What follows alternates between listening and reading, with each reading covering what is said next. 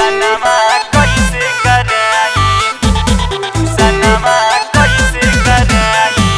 Dance Studio Ara.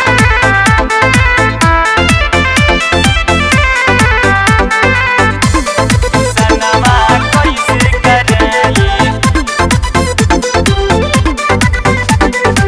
ननदो हो करेलू ना ठीक से पढ़ाई, ननदो हो करेलू ना ठीक से पढ़ाई। ट्यूशनमा कैसे कराई, कैसे कराई बोला कैसे कराई, कैसे कराई बोला कैसे कराई।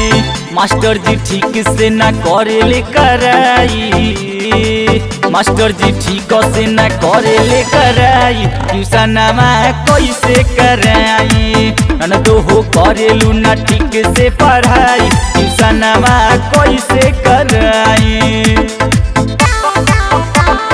कैसे कराई, ट्यूशनमा कैसे कराई।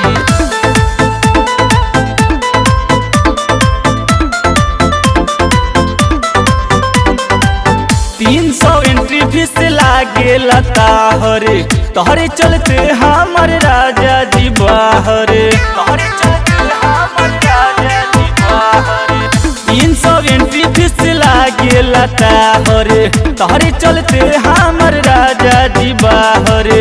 सुनीला कोचिंग में करेलू लड़ाई, सुनीला कोचिंग में करेलू लड़ाई। ट्यूशनमा कैसे कराई, ननदो हो करेलू ना ठीक से पढ़ाई। ट्यूशनमा कैसे कराई, ट्यूशनमा कैसे कराई, ट्यूशनमा कैसे कराई।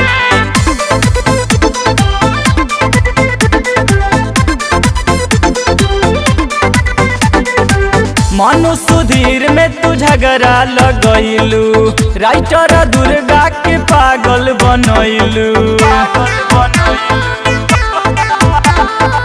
छोटू आनंद में तू झगड़ा लगैलू, तू तो चनरमा के पागल बनैलू। राहुल से लिहलू नजरिया मिलाई, राहुल से लिहलू नजरिया मिलाई। ट्यूशनमा कैसे कराई, ननदो हो करेलू ना ठीक से पढ़ाई। ट्यूशनमा कैसे कराई।